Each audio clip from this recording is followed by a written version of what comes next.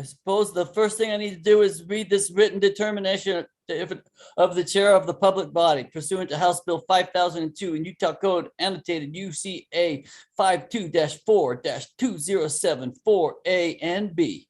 Whereas the Utah Public, the Utah Public Body may convene. The Utah Public Meetings Act provides that a public body may convene and conduct an electronic meeting without an anchor location if the chair of the public body makes a written determination that conducting the meeting with an anchor location presents a substantial risk to the health and safety of those who may be present at the anchor location.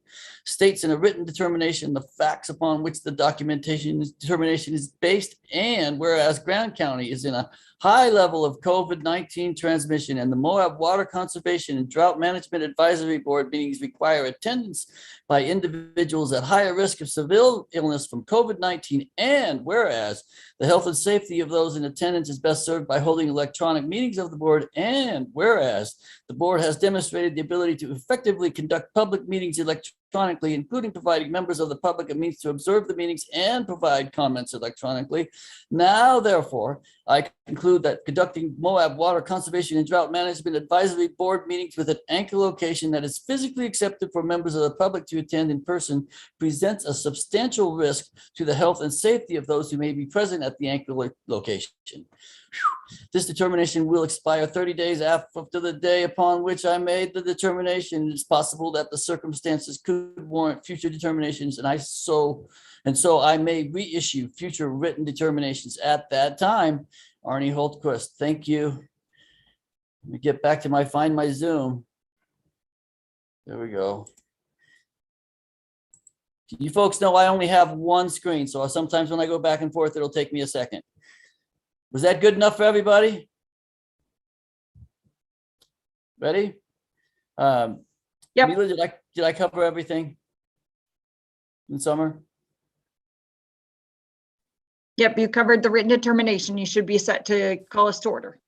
Call us to order. Well, then this time I'd like to call us to order at 2:06 p.m. on the 12th of January, 2022. And with that being said, has everybody had a chance to look at the agenda? Yeah. Has everybody, everybody knows each other here. I don't need to go through any introductions. Is that correct? Okay, so then the first order of business, which I will need to pull up here in just a second, will be the approval of the minutes. I believe that's the first order of business from the December meeting. What do you guys think of that draft PDF for the minutes of December? I'll entertain a motion at any time. Looked fine for me. I move we approve it.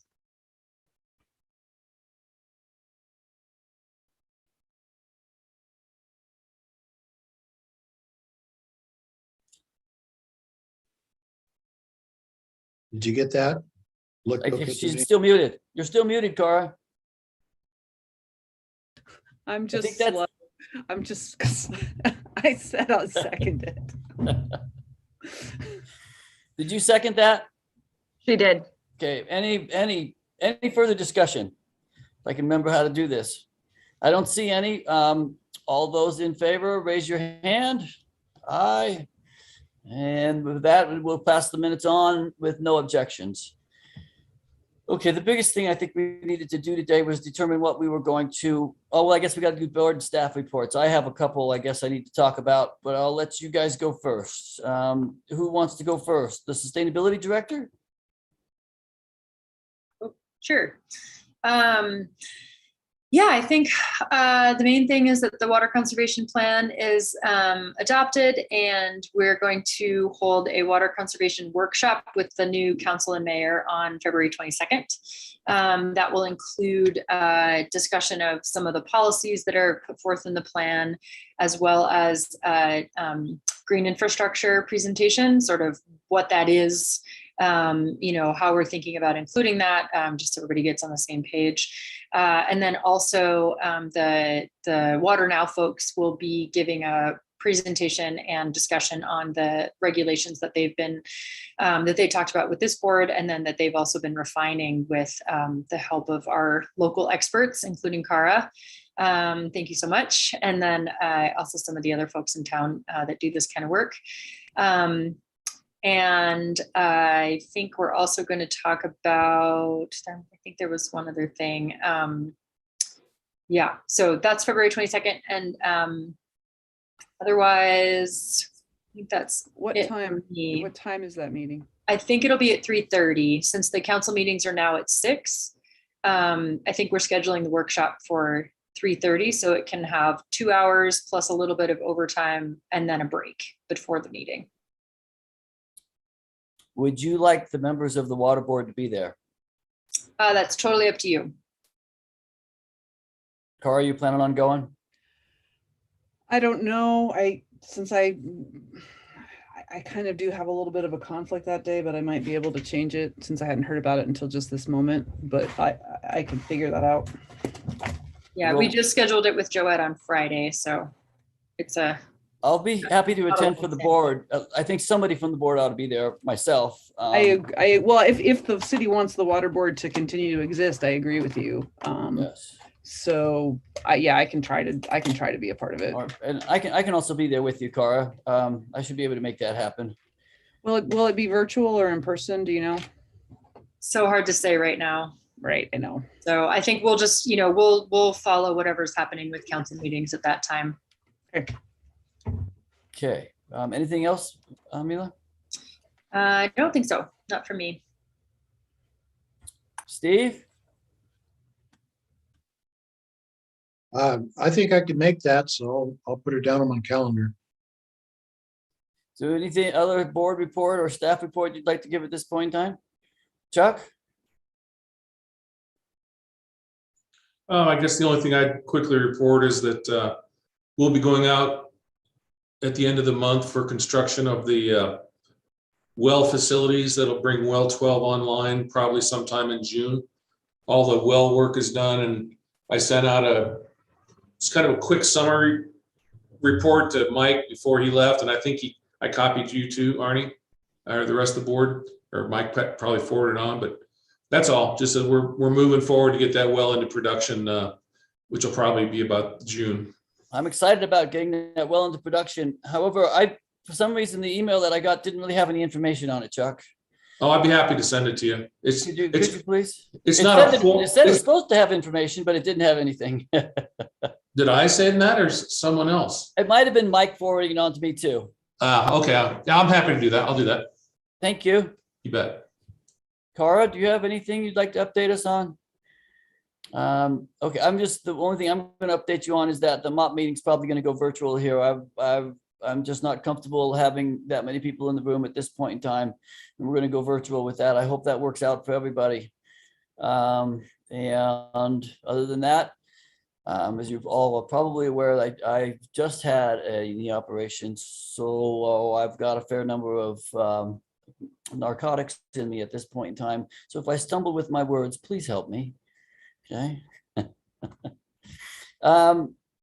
I got some other things that I wanted to talk about in terms of board and staff reports, but I've also got them on the agenda. So let's just go with that, if that's all right. Well, okay, just so you guys, I'll just let you guys know that there's going to be a meeting on Friday, 2 meetings on Friday, one with the USGS and the UGS. Stilson. Chuck, you're supposed to be there too. And Amila, you should be invited. If you're not invited, you should be invited.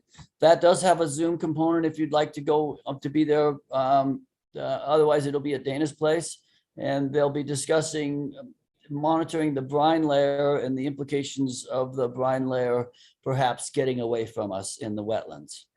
After that, there'll be a meeting in the county where I'm attending, where Sarah and John are trying to put together a monitoring proposal for the National Groundwater Monitoring Network. And I will talk about that more later on in this program. I think that's all I really have to say at this point in time. And Cara, you went too, didn't you? Did you give a board report, Cara? Did I? Oh, a board report to the Us. No, I don't have one. You don't have one? Okay. Mm-mm. I might have forgotten it. I forget pretty quick right now. 2022 starting with a bang. That's all I gotta say. Hey, the next thing on our is actually a discussion item is water board letter to the city council. And I thought we decided how we were going to send that. I thought the letter was actually done. Did anybody have any changes that they wanted to make to this letter? I didn't think so. So the question now becomes with the discussion on how we present that to the council. There's been a couple options out there. Mila, would you mind leading the discussion on what options you consider viable and maybe what you'd even recommend? Sure. So I did get a chance to chat with Carly about it. And I think if it is, I think a good way to present it is via email to the council and the mayor. And then if the water board wanted it to be on the agenda, then a council member would need to request that.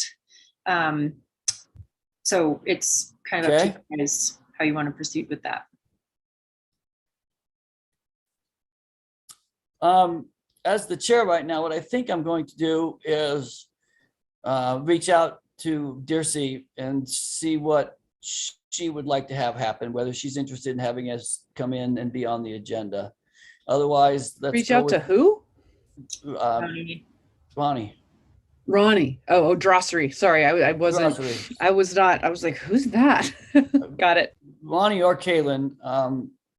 Have they decided who's going to be the water board representative at this point in time, if we have one? There is not a position in the bylaws that specifies a city water board representative. Right. So I think Mike was just on here on the water board already when he became a city council member, it's my understanding, or the other way around, but there isn't, I was reading through the bylaws and there isn't actually a position saved for a city council member. There, I think what happened, Mila, was there was not a position in our bylaws, but the council had wanted to have a council member on the, like, this is back like 3 lifetimes ago when this all got started. I believe that that's where it originated, was wanting to have someone from council on there. I don't know. Okay. So Yeah. I should probably reach out to Ronnie on that also. Is that what the board suggests I do? Okay, Go for it. go for it. Okay, so let's go ahead and, so who's gonna actually do this? Do you have the letter, or should I send the letter to them myself? As the chair, I'll send the letter to the city council and the new mayor. And perhaps it's time. I usually go visit the new mayor when we get a new mayor and talk about water quality stuff. Maybe I'll find some time to do that too in the next little bit, if I can get an appointment with her.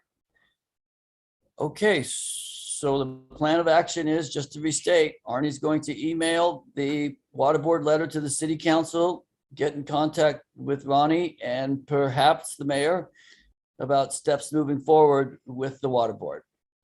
Sounds okay? Is that what I'm doing? Okay. What's the meeting schedule for 2022? Well, we probably ought to schedule the meetings if we're going to do that, and we're supposed to put that out to public notice, I believe, at some point in time here real soon. We've been meeting the second Wednesdays of the month. We started meeting every other month for the last little bit. Can I get some feelings from the board about how they'd like to proceed on a meeting schedule for 2022? Depends on what projects we take on. Does it have to be published now, or can it change during the year if we get different projects? It has to be published now, but we can modify it later as well. So if we were to say we wanted to do every other month instead of monthly, we could do that. And then if we decided in a couple months we had to meet more often, we would just have to publish that. Would it be easier to publish that we're going to meet every month and then just cancel every other month?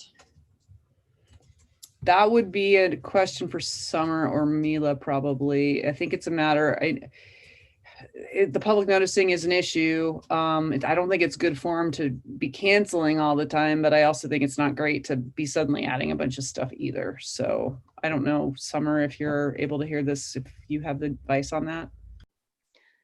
I'm not sure I have advice on it. I think you're right in that it looks a little weird if we schedule it for every month and then every other month it's canceled. So it's a lot easier to call a special meeting because we just have to notice that with the 24 hours notice for the agenda. We don't necessarily have to publish notice of like we would send the notice to the affected entities, which includes the newspaper for a special meeting.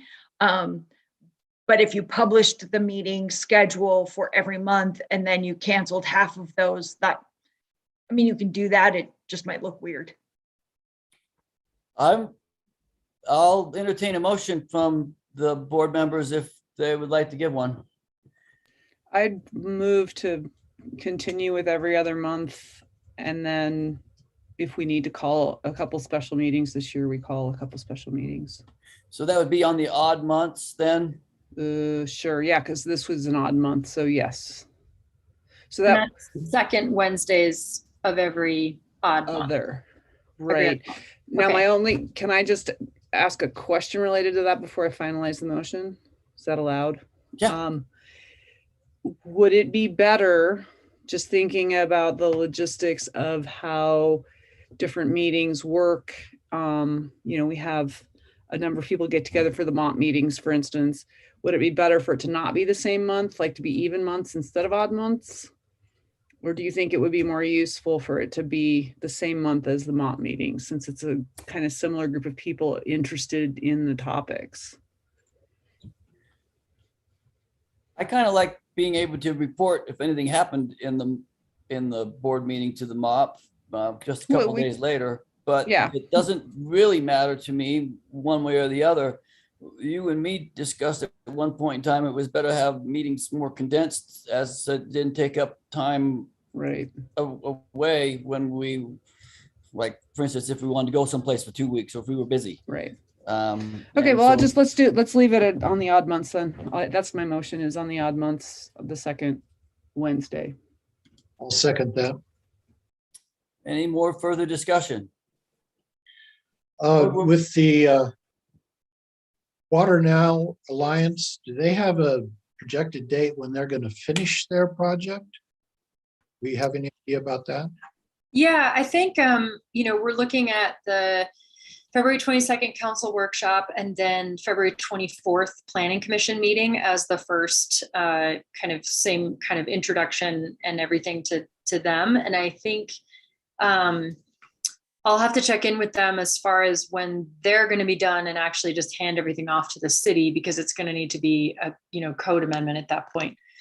So I would say sometime, probably relatively soon after those February meetings, depending on the magnitude of the feedback that we receive. So, if everybody's just, like, these sound great, then, I would imagine that it would just go into the code revision process in early March. But then if there's, a lot of really substantive feedback, it may be a little bit longer.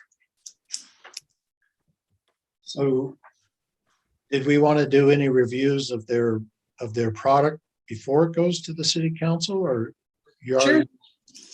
already? They have there's a meeting with Cara. When is that, Cara? Tomorrow? Or when are you meeting with me? In about an hour and a half. Oh, today. Okay, great. And I think that Cara is the last local expert that they're consulting. So they should have a good idea of what's going to get presented and where they're going with that, in the next couple of weeks. And I can absolutely ask them to send that over to the water board before the council meeting. Okay. Steve, are you suggesting that we have a meeting in February so that we can actually have a discussion on this prior to them going on? So we'd have one meeting in February and the rest of them would be on the odd months only? Well, if they're going to present it to the council and then there's going to be a further public discussion time, we could probably do it in March. I would think that'd be soon enough. Yeah, and if you wanted to, review things before the council meeting, you could do that and just send your comments to them independently, rather than it being a sort of group discussion. That would also be fine. That would work for me. So I think the original motion is good, every other month. I hear a second, and I heard further discussion. Is there any other further discussion? Nope. Well, that's the case. All those in favor for the motion is to have water board meetings every other month on the second Wednesday from 2 to 4, and that would be the odd months of the year. All those in favor? Aye. Well, we're just moving right through this agenda today, aren't we? Then I guess the next item on here is recommending new board members. What do you guys want to do? I think it's important to have somebody from the council on, so nice to let them know if someone's interested. Well, and with the bylaws, how many do we have to be considered a viable board? Just 4? I don't know. I thought it would be 4. Mila, is that what we need as a quorum? Well, so we decided to table the change in bylaws that made it 4 because you guys are only 3 and that would have not allowed anybody to meet in January. So a quorum is still 3 at this point. So, there's always the option to change the bylaws, again, however it is that you would see fit. But a quorum is 3. So a quorum is 3, which means it really should be at least 4 and better yet 5. 5, honestly. probably, yeah. So we need a couple more people if there are people out there that might be interested. And I have not taken the time to think about it. I'm sorry. That's okay. In the past, we've asked prospective candidates to either come visit with us or at least submit some sort of paperwork saying why they were interested and perhaps a bio, if I remember correctly. Is that what you remember too, Cara? People have done that. And I think the other thing is how to recruit, whether it's just that we put an ad in the paper or something else. I mean, I think it is good for it to be a public process. Not just who we drum up, but if there's anyone out there who's interested. So we could do something like that as well. I've noticed those applications or those ads out for Grand County boards and some other boards around town. And I think that's probably a good idea at this point in time. Steve, how do you feel about that? I think an ad would be a good idea. See if we can find somebody. At this point in time, am I getting a motion from somebody? Do we need to move that or do we need to just say, hey, Mila, help make it happen? Yeah, I think, Summer, do you know, doesn't Lisa publish board vacancies somewhere? Show up in the Times. They're in the public notices, I think. Yeah, they should be there. So are you guys asking for a more specific ad? Because I do think that Lisa publishes board vacancies. I actually publish them in the newspaper, but you it's do, possible okay. that we can put them on our social media pages. We just need to coordinate with Lisa. I would say that, because a lot of people in town don't even know what the public notices are. So I would say, sure, they need to be listed in the public notices because that's actually a legal thing. But I think it'd be great if that also went out on social media because that might attract some attention from folks who might not catch it in the public notices. We don't need a motion for this. I agree with Cara. Steve, do you have anything else to add? Sounds like a plan. All right. I'll follow up with Lisa on that. So Summer, you're going to take care of what we just asked for, I take it, which is to throw something out there on social media about board vacancies and also to put something in the Times Independent when you put other vacancies on the Times Independent? I will coordinate with the mayor and yes, I'll see what information she wants me to put out. Thank you so much. Okay. So I didn't know I pressed the wrong button here. I can't see you guys anymore. The next discussion item is the Water Now presentation, and I was a little, and it's nobody's fault but my own, I was a little unavailable, not necessarily unavailable, but wasn't quite ready to provide any comments to them at all. And after reading it a second time and going through it a second time, I felt like I wanted to provide them a few comments. And I'm wondering how we're doing that, whether we're just commenting as individual board members or we're commenting as a group. I don't have a problem commenting as an individual board member. I did put together a one-page blob, so to speak, that I'm willing to share with you guys, or I can just send them to the Water Now people who's in charge of that. I guess Carr has already been relatively involved with them. And Steve, have you had an opportunity to provide them with any information or any comments? I haven't contacted them and they haven't contacted me. But I went through their website, looked at some of their past projects. I looked at Thornton, Colorado, Jordan Valley, a couple others to see what their product looks like. Was my interest. And wasn't a lot of hard copy, I don't think. They have changed. One city had changed its code. The rest of them really don't address anything that the water folks would be dealing with yet. So I'm interested in seeing on what their product is for Moab, if it's going to be actual code, or if it's going to be just fluffy documents. So. I might like your guys' opinion. Well, go ahead, Carr. Go ahead. Sorry. I was just gonna say, I actually, all that's happened as far as my involvement so far or input is arranging for the meeting that's happening after this meeting. I lost a couple of weeks in December unexpectedly. And all I've gotten from them is something that they got to me today, and I've been in back-to-back meetings all day, so I haven't even looked at it yet. So I have no idea what the real intention is going to be, and I can find out more about that this afternoon. And I think the only thing that I was really being asked to talk to is the stuff related to landscaping ordinances and landscaping information, just because I do have some experience in that. I don't feel qualified to give much comment on gray water stuff. So I've put together a small document, and I might like your other water board members' critique. I don't mind sending it to them. I'm not sure we need to go through it with a fine-tooth comb and completely agree on everything, but I might like some constructive criticism from you guys on what I put together. Would you mind if I share my screen now and show you that? Hang on. And I think it's better to do it in this kind of a setting than via email, honestly. Yeah. And while we have a moment, I did just want to add that for this particular project, they are partnering with Western Resource Advocates. So those are the folks that are actually doing the technical part of this research. So if you are interested in what they're capable of, I would look at Western Resource Advocates rather than Water Now. Okay. Okay. Share my screen. Come on.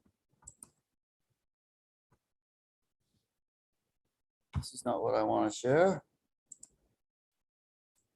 Can you guys see that? I can see you now at the same time. Can you guys see my water board comments from landscaping ordinance presentation?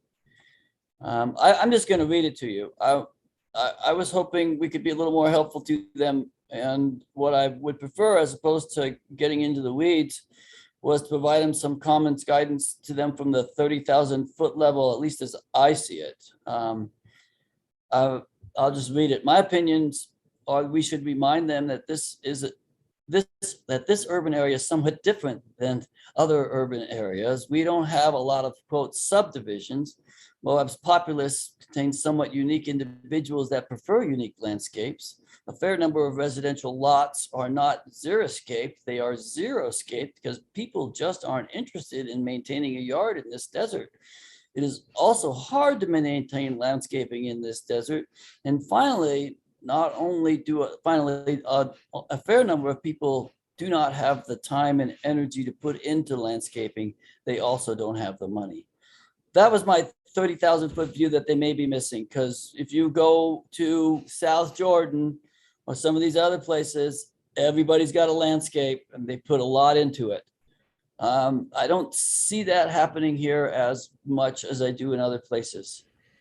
And then I did get a little bit in the nitty gritty. The current standard that they put in here for residential landscaping, I think, is ambiguous and needs refining. The current standards state at least 70% of the front and side yard must be landscaped. And I'm not sure what landscape means. That could be rocks. So I thought it was rather ambiguous, and I thought that they should work on that. I should have written, I support separate standards for residential and commercial. Commercial is currently defined as over 30,000 square feet. I would also consider supporting a different definition of commercial if they wanted to bring one forward that made any sense. I don't have a suggestion for them on that. At this time, I believe any residential landscape or water-wise ordinance should be required for new or replacement construction. All new or replacement commercial development should also be required to follow new or improved ordinances. I think those ordinances should be developed first, a priority to residential, not because we will save more water, because we won't, but because the community would be more willing to accept them and they can be used as example of water-wise opportunities. Go ahead, Cara. I just was curious, do you want to go through all this and then we talk about it, or do you want to go through some things as you go? Do it any way you want. Okay. I can't really tell how long it is, so I It's don't right want. there. That's the bottom right there. Oh, okay. It's one page. I kept it to one page. You know, I'm always pretty good at keeping it to one page. Yeah, go ahead and finish, and then I just have a couple things. Okay. Vegetation ordinances.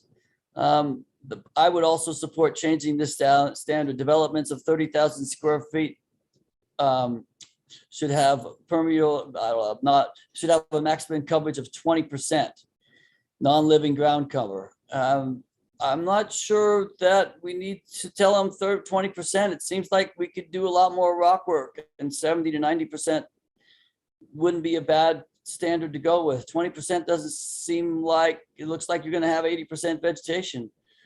I'm not sure we need that. That's the old standard. And turf limits on new placement and development.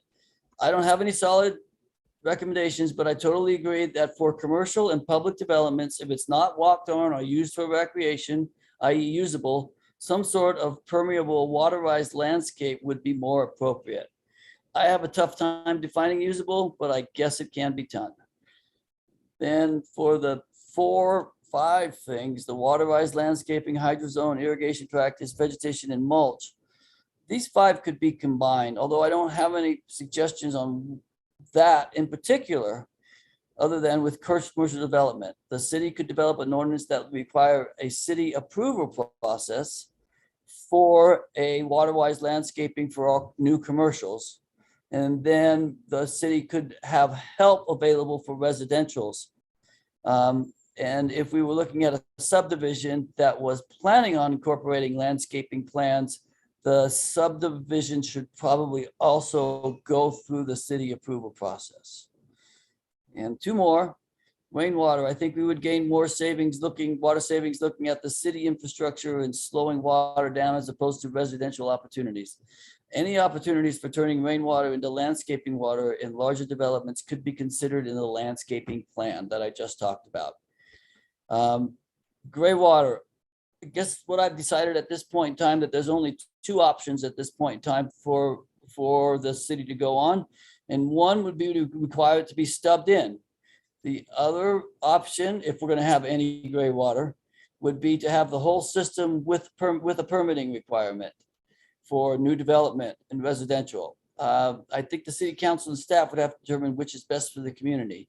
I'm not sure we can, as a board, determine which would be best for the community, but I do support gray water. And at this point in time, I don't know if we can really figure out a way to make gray water work on commercial buildings, but theoretically, it could be developed into the landscaping management plan for new commercial developments if they so wished. That's my thoughts on their discussions. Go ahead. Steve, do you have anything you want to react to immediately, or should I just jump in? Go ahead and then I'll follow. Okay. I'll just start with at the bottom with gray water. And I personally think, with my experience in landscape and whatnot in this area, gray water is going to be hard to do much with. That isn't going to create a lot of very water using landscapes. That could be problematic if that gray water system gets, in my opinion, this is my opinion only, if that gray water system gets abandoned, because then all of a sudden you have a water hungry landscape and someone's decided not to use their gray water, they're going to use more culinary water. So to me, that's a little problematic for whatever that's worth. My experience, so I'm a little lukewarm on gray water in general in our climate, because it just creates an odd situation. I won't get into the nitty gritty of some of my other thoughts on landscaping because I could talk for way too long about it. I guess the main things I would just say, Arnie, in response to what you've put up here is I kind of get concerned about suggesting anything related to a city approval process for landscape plans, because I think there needs to be then a much more clear role of who would do that and what the actual technical knowledge would be to be a person that could do that, because it's more than just checking a few boxes.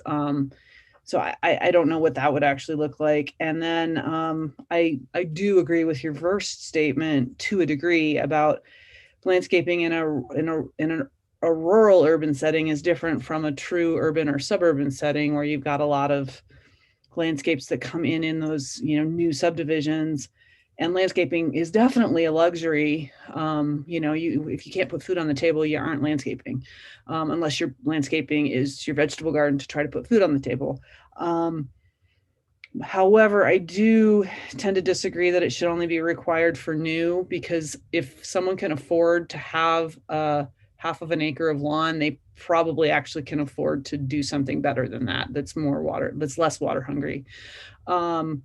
So I don't know quite how to get around that, but I don't know. So I guess what my question to you next is just, are you wanting something that's coming from the whole board, or do you want to just submit them your own comments on this? I was under the impression that as a board, we were going to have a tough time agreeing on this kind of stuff. And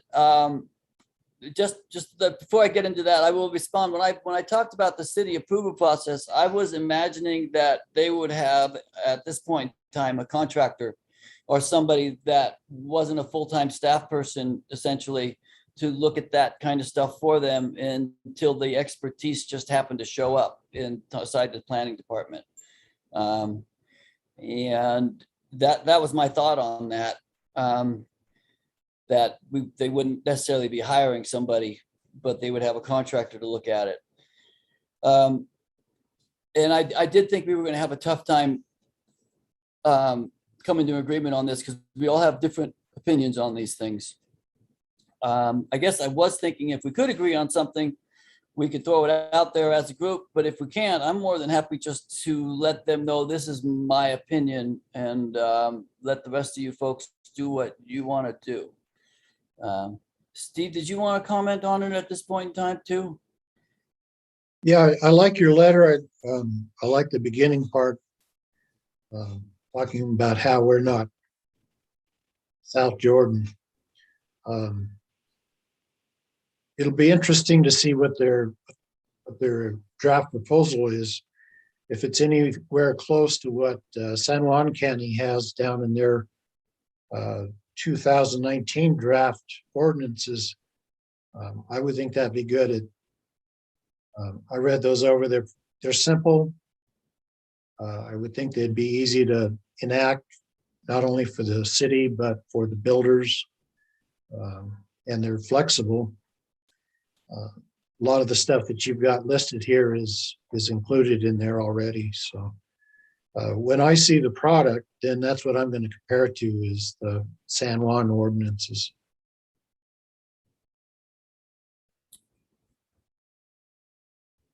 Do you guys have any other constructive criticisms for me on this? I'm gonna review it and redefine it based on what you've said, Cara, and maybe add a couple things. Yeah, the only thing I would other say is what only other thing I would say is where you have water-wise landscaping, hydrozones, irrigation practices, vegetation, and mulch could be combined. What do you mean by that? Because I think those things are kind of different. Water-wise landscaping is more of a definition. Hydrozones linked to irrigation practices, and like hydrozones kind of covers irrigation practices, vegetation, and mulch. So I guess I'm kind of seeing some apples and oranges in that statement. So I was reacting to the 5 different slides that they had in their presentation. They had 5 different slides on that. And I was thinking that they all kind of work together, just like right. you're saying. And in my understanding and training, a true xeriscape as opposed to a xeroscape is basically a hydrozoned landscape that then uses those hydrozones to determine the irrigation layout, which then leads to proper irrigation practices, which then, like, I think that if a proper true xeriscape, that's not what everybody thinks of, which is rocks and cactus, Right. Is truly what they're talking, like that encompasses all of those things. And I think that that's kind of what they were getting at with those 5 slides.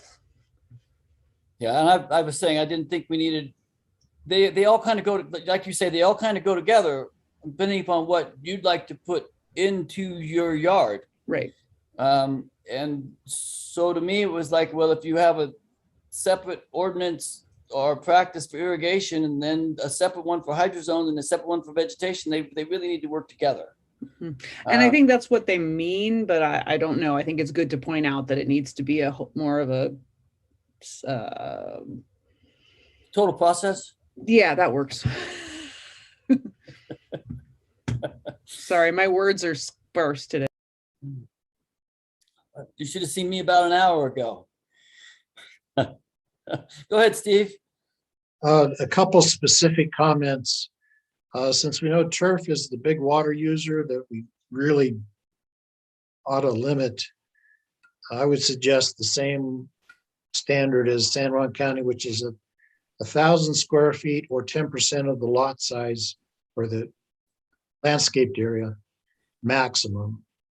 I was trying to stay out of the weeds on that, Steve. That's what Yeah, I was trying turf. to do. So I've just kind of said, if it's not usable, you know, it's really not. And I see it all over the place in both commercial and public buildings. I just spent freaking a week in Palm Springs. I can't believe the amount of grass that they got on their streets, and their water table's down 200 feet. Yeah, and a second thing on any landscape suggestions or limitations that we put on, I think there should be an inclusion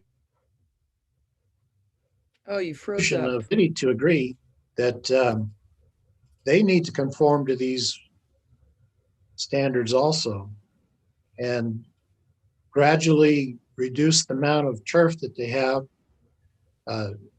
not in a year or two, but maybe in 5 or 10 years, have some kind of a program where they commit to kind of coming in to be an example of what you can do and what you should do versus big stretches of lawn all over.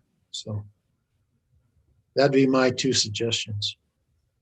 Okay.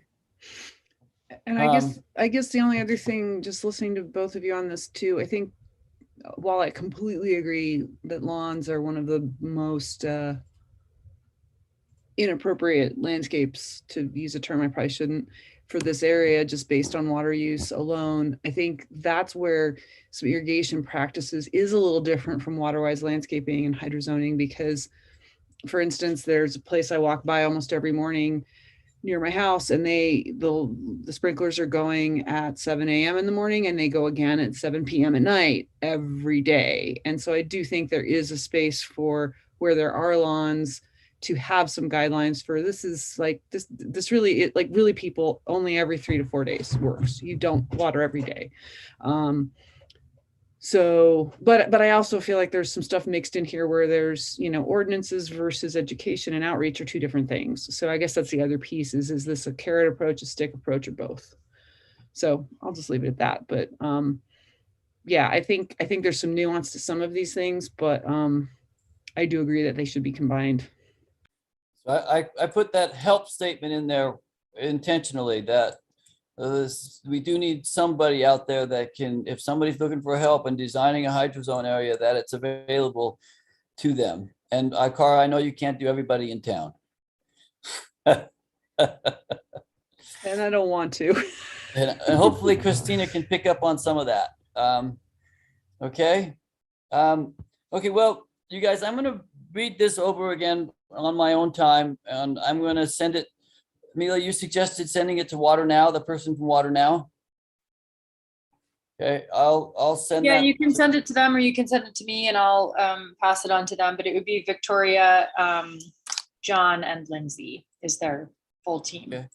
I'll send it to you and let you move on with it. And under the caveat that this is just one member of the board's thoughts on it, not necessarily a commitment, so to speak, but just some thoughts on it. And I did take the time to look at it. Okay. Anything else on this subject?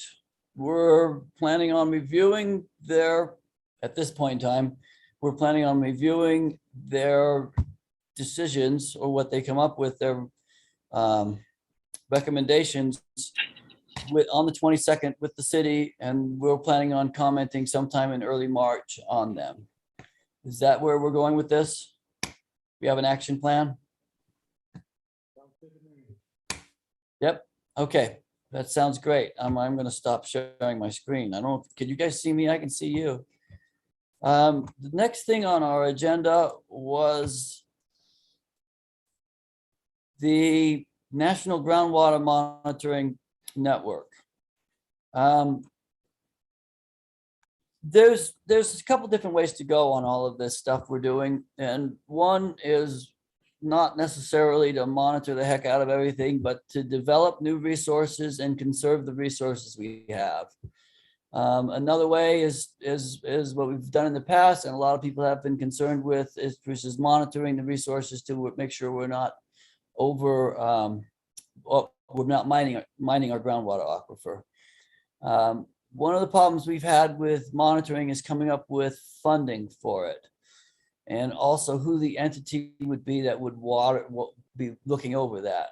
And in the last 6 months, I've gotten a lot of push from a couple of council members on this county council and some of the other members of the MOP to engage the National Groundwater Monitoring Network for an opportunity to put data into a database that everybody could get to. So I don't know how much you guys know about the National Groundwater Monitoring Network. It's not a database in itself. What it does is it's a network that goes out and grabs data from other databases. So you put in just so you know, you put in your sites into the National Groundwater, they show up on a map, and then you can pull data from wherever it's located.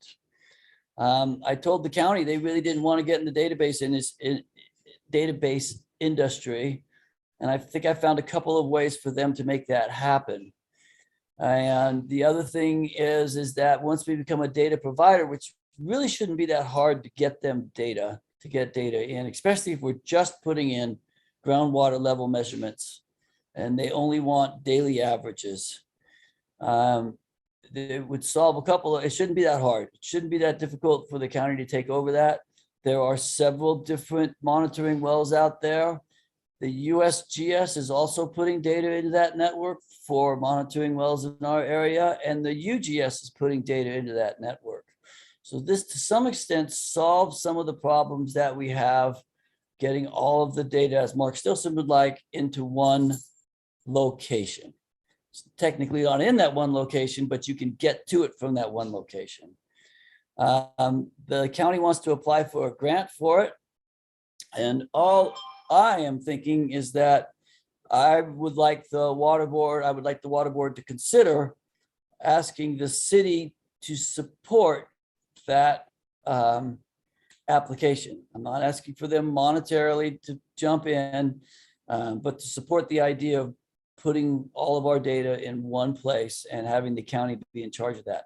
The other thing that does do that, what this will do for us also, is after we become a data provider, we can apply if we're interested. I know Castle Valley is interested, and perhaps Chuck's interested too, for monitoring wells. We could actually apply for several $100,000 if we wanted to throw in some monitoring wells here and there that we felt were appropriate. And Mark Stilson thinks that there's a few places we need them also. But we have to become a data provider before we can apply for those monitoring wells. So I wrote up did I explain enough about the National Groundwater Monitoring Network at this point in time? Does everybody understand what we're dealing with in terms of a network? We would be taking, like, for instance, some of the data that GWSSA is turning into the Division of Water Rights. And then instead of them just turning it into Division of Water Rights, they'll also give it to the county, and we'll push it over to a database somewhere out there, whether it's the state or whether it's this union of universities that has database, or whether the city wants to go with an ArcInfo database that is relatively easy to use, that the UGS has already built. That's something that all needs to be discussed. I'm not saying we're going with a certain database. I'm not saying we're going to do certain things. I'm just saying we're going to recommend in concept the idea that we start this repository, putting data into this repository. So the wells that I do would go into this repository, which Mark Stilson has asked me to put on the USGS's site. We're probably going to get them on this site. And some of the wells the UGS actually is doing at this point in time. And if the city has any monitoring wells, we would get that in there, and GWSSA's wells. And theoretically, we could take the San Juan County wells and any other monitoring wells we have out there and throw either one-time data of water level measurements a year or what we call continuous or daily measurements of water level data. Okay, so that's in concept where we're going. The idea is to become a data provider, and then the county or other people in the area, well, the county would have to be the one that would apply for it, could apply for further funding to develop more wells if they wished. Have I succinctly described what the National Groundwater Monitoring Network is and what the county's plans are? I just have one question for you, Arnie. Yeah, Chuck. Is it just monitoring wells that they want data for, or do they want data from production wells as well? They would prefer monitoring wells. They will take production well data, but as is stated, production well data oftentimes has the problem with production in it. No, thanks for the clarification. Yeah, I think monitoring wells are a fine idea. For us to give our production stuff more than once a year would be a problematic. So yeah, so this wouldn't be a more than once a year deal. At the end of the year, when you're submitting data to water rights, if you have to submit data for water rights, that data could also go to the county at the same time. So it would be no further effort on your part, other than including one person on the email or however you get it to water rights. I don't know how that is. Well, it's actually a locked password, so they'd have to go to water rights and pull it back out. The state uses our old wells as their monitoring wells now, so it shouldn't be a problem if it's monitoring wells. It will also provide us with if we're a provider, they'll provide us with pressure transducers and all that other stuff. If the city and other people wanted to get them, pressure transducers are pretty easy to come by. New wells are a little more tough. Yeah, that's right. Thanks. So I did write a little document. It's just 2 sentences long, I believe. Would you care to entertain it at this point in time? Cara and Steve? Let's look at it. Pull it up first. It's one sentence. Uh,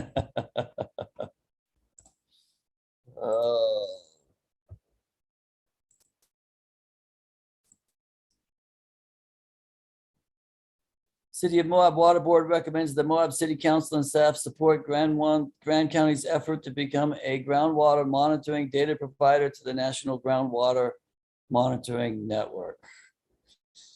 That's what I'm saying. That's pretty simple. We're leaving it open. There's a lot to be discussed. That doesn't mean we're supporting everything that the city council is going to support everything they want to do. It just means we're supporting the idea that they want to be a data provider. And if the data is already out there, I don't see a problem with that. And then it opens up doors for us. Do you guys have any comments on that? That's pretty short. You sure you're got a bureaucratic background? That's just too easy. I have quite the bureaucratic background, as a matter of fact. So I would support this. Just a couple of questions. Is their network and their database accessible by anyone, or is this going to just go into a dark hole? It's accessible by anyone at this point in time. The trick is on the back end, where the providers have to make sure that their databases are communicating with the National Groundwater Monitoring Network. I've seen instances where theoretically the data is out there and it doesn't show up on the National Groundwater Monitoring Network. It's not the network's fault, it's the data provider's fault. But yes, this is open to the public and it's just a website. You can go click on it and just start pulling data, Steve. So you mentioned that in order to apply for grants, you have to be part of this network. If Grand County is part of the network, would the city of Moab be able to apply through grants, or do they Through have to Grand go County, through- yeah. The idea was with the county was that they were overreaching Castle Valley. And I've also included Spanish Valley in the part of Spanish Valley in the application also. But the idea was that Grand County is larger than Moab City.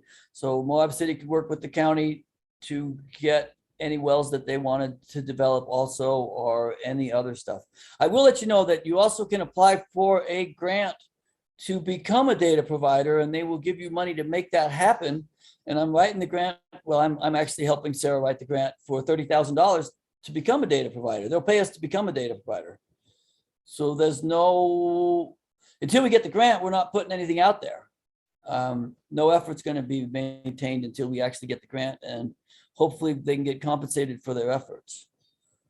Nice to be hopefully- part of that network and be able to apply it. The paperwork you set out, it's 150,000 a year of grants, 1-year grants. I believe the limit's 150,000, but I thought they had several $1 million every year. Yeah, that's what I meant is 150,000. That could really help with some wells and some continuous monitors and things. Yeah. Cara, do you have any opinion on this? I mean, I think it's great. Data's good. It's good. And sharing data is better. I'm Sure. not a big fan of data hoarding. So, and duplicating data is bad. Chuck, do you have anything else to say on this, or Mila? No, I looked at the links that you had on the agenda. I'm not sure how Grand County's staff would deal with taking in groundwater data. That's one thing got to work out on Friday. Yeah, I suspect that it won't be, but no, I don't have anything else to say. It was, except that production data from the city is going to be a problem. The way Right, and I'm not sure production data is what we're really looking for at this point in time. yeah, so wait and see. I guess I'm in a wait and see mode a little bit. In concept, you don't have a problem with this. Not based on what I've seen, no. Okay. So if we wanted to recommend this, we would basically send this out as an email to the new council at this point in time. Mila, where'd she go? I lost her. And the mayor also, wouldn't you? and the mayor. Would I run it through Mila? She just left. Before I do that, or I guess I need a motion to send this on at this point in time. Is anybody move willing to that make that we- motion? I move to send this recommendation to the Moab City Council and mayor. It's up to you, Cara. Any further discussion? No? All those in favor? I'll work with Mila to get it to them. The idea I really want to let them know is that this was going on as much as anything else. And that we are moving, there is something going on over there. The county's moving to become a bigger player in water monitoring and water stuff, if I could put it that way so easily. I'm going to stop showing my screen at this point in time. Then I don't think there's anything else on the agenda. Is Jeremy, there was no citizens to be heard on here. There wasn't. And was Jeremy wanting to, was he like? He was invited. He had originally said that he wanted to attend this meeting, and I gave him all the information, but I didn't hear back after that. So I'm not sure. I think the water board hasn't had citizens to be heard on their agenda. I think that's been mentioned once or twice Oh, before, it was on its agenda for a long time, and then it got dropped sometime in the last year. So. Yeah, it sounds like, I think when boards went electronic, it seems like it might have gotten dropped. So I'm not sure if we can put that back on agendas, but. So it's not like he's in the waiting room or anything wanting to. No, he's Okay. not. Okay. Mila, they decided to send this recommendation on the National Groundwater Monitoring Network on. Should I send that to you and let you put it out there, or should I do it a different way? Let me get back to you on that. I'll discuss and find out what we want to do. Okay, in terms of I don't know how our recommendations sometimes go through the city person, and then I'm not sure if they've ever not gone through the city person. Anyways, that is the last item on our agenda. Does anybody have anything else they want us to speak about at this point in time? Go ahead, Steve. Just a question for you, Arnie. I'd sent out a letter to you guys about the disconnect between government codes and behaviors. Our example here was the turf around the new school. But this came to my attention when the governor gave his on the Salt Lake discussion about how he wants to save the Salt Lake and was going to put, what, 45 million into that project. And at the same time, the Central Utah people are getting ready to take 220,000 acre feet of water out of the Bear River in the next few years. I don't know, does the MOP do any like roundtable discussions amongst governors governments and school districts and stuff to talk about water? Well, theoretically, we would do that. We have city representatives. At this point in time, I understand what you're saying. I've seen some development go on where I'm kind of shaking my head. I thought we'd moved beyond that, and how that happened, I'm not sure. But in terms of public buildings, if the city builds one, we aren't necessarily privy to what they decide to do. Well, the other thing to keep in mind with the not that I'm a giant fan of lawn, but I believe that the huge lawn in front of the middle school is intended to is replacing the soccer field that the middle school building was put on. So that's not an unused thing. That's an actual sports field that once it's established will actually be used. is my understanding. I could be very wrong. So I think it has, I do think that there can, in a situation like that, it would be really nice to have a little more public outreach that helps people understand things like that instead of jumping to conclusions of why that, because it is, I mean, that's an enormous lawn. And if it's not used as what I was under the impression it was going to be used at, well, then that's just ridiculous. I think a more substantial problem is kind of what you talked about, or like similar to what you talked about as far as Bear River, trying to remove water from the Bear River and at the same time saying you want to restore the Great Salt Lake, is similar to wanting to build a second Moab out in Spanish Valley with only so much water. And when you cross those political boundaries, like county boundaries, I think it gets triply challenging of how do you have that discussion. And that's where the MOP, I think, can be useful, but it also has its own challenges, would be what I would just throw in on that topic. Chuck? Yeah, just for clarity for Steve, the city has zero oversight, enforcement, regulatory authority on schools. Absolutely none, because they're state school district. We don't get to look at their building plans. We don't get to look at their landscape plans. The only place we get to look at them is where their utilities tie into our utilities, because they use city stuff. Even their driveways is, you know, we have to kind of beg and plead, and they ignore our comments on that. So it's just the way the government's set up. We have no control over higher levels of government, is the way to look at that. I just wanted to make sure. I wasn't sure if you understood that or not. I wanted to clarify that for everyone. Yeah, Mike had the same response as good luck. We've But been, it's just, I don't know, something to talk about. it is something to talk about. Yes. We do have some connections with the school board at times, Cara, when we work on some of their properties and stuff like that. Well, except that having connections with the school board doesn't mean you have any say on what happens with planning, because for instance, at the school, we did a project with the 8th grade science class doing some revegetation work along Mill Creek. I was told, assured everything was fine, and then Hogan Construction comes in and wipes out half of it, finishing a culvert that they hadn't actually finished. So I think there's a lot of miscommunication and lack of communication. And then as soon as you throw in engineers and, no offense, Chuck, and landscape architects and architects that don't even live here.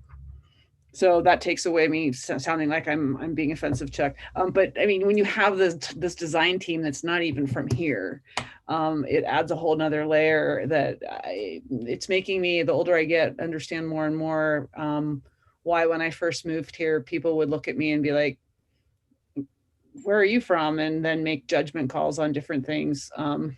Because it's, you know, when you design certain things like enormous lawns without any trees around them in front of the school, even if it's going to be, I mean, thinking about going to that soccer field and playing on it and there's no shade ever going to be there is just crazy to me.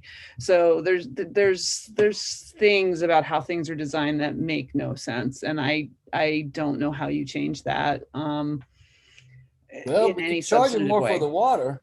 Well, but I think honestly, I mean, I also, and I will digress briefly here, but I was presented with a list from a proposed to be built native plant nursery here in town, wanting me to partner with them on it. And I don't know who came up with that plant list. They said it was someone local, and I don't know, because almost none of the plants on there are local plants. So like people get weird ideas of, you know, they hire someone from out of area who doesn't know our area and assumes that we're the same as St. George or Salt Lake. And I don't know what to tell you. That's why one of my comments to this board or the ordinance people is that you have to remember we're Moab. And I guess you're going to tell them that in about an hour. Okay, that being said,